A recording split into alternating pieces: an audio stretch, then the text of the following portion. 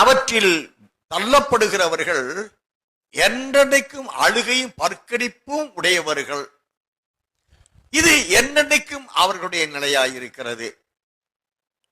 அங்கே போகக்கூடிய மனிதர்களாகவே மனிதன் பாவம் செய்து ஏகமாய் கெட்டு போனால் நன்மை செய்கிறவன் ஒருவனின் நிலை என்ற நிலைப்பாட்டின்படி ஆண்டவர் மனதுருக்கமுள்ள தெய்வமாய் அவர்களை காப்பாற்றும்படியானவராய் அவர்களை ரட்சிக்கிறவராய் அவர் பாவம் இல்லாத ஒரு தெய்வமாய் அருணோதயம் நம்மை சந்தித்திருக்கிறது என்றெல்லாம் நாம் இந்த வேதாகமத்திலே நாம் வாசித்திருக்கிறோம்.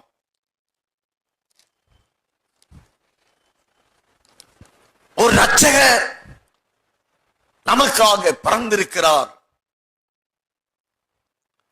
விடிவெளி நட்சத்திரம் அந்த அருவதயமாக பிறந்திருக்கிற அருமை இரட்சகரை காணும்படி 3 சாஸ்திரிகளுக்கு வழிகாட்டினது என்றெல்லாம் சத்தியங்களை நாம் அறிந்துள்ளாய் இருக்கிறோம். அருமையான கர்த்தருடைய பிள்ளைகளே, இந்த பாவமில்லாத ஒரு பரிசுத்த ஜனங்களுக்கு ஆண்டவர் நித்திய ஜீவனை, என்றைக்கு நித்தியமாயிருக்கக்கூடிய உயிரை உடையவர்களாய், அதுதான் நித்திய ஜீவன், என்றைக்கும் அழியாமை உடையவர்கள், என்றைக்கும் தேவனோடு உயிரோடு இருக்கும் ஜீவிதத்தை மனிதன் பெற்றுக்கொள்ள அருமை இரட்சகர் நாம் எபிரேயருக்கு எழுதிய நிருபம் 2ஆம் அதிகாரத்திலே நாம் வாசித்திருக்கிறோம். 14-15 வசனத்திலே ஜீவ காலமெல்லாம் மரண பயத்தினாலே அடிமைத்தனத்துக்கு உள்ளானவர் யாரை விடுதலை பண்ணும்படிக்கு,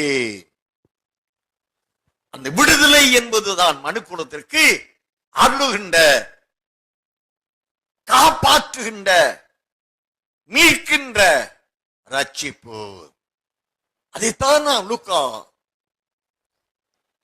2ஆம் அதிகாரம் 10வது வசனத்திலே சகல ஜனங்களுக்கும் இந்த சந்தோஷம் உண்டாக்கும் நற்செய்தியாக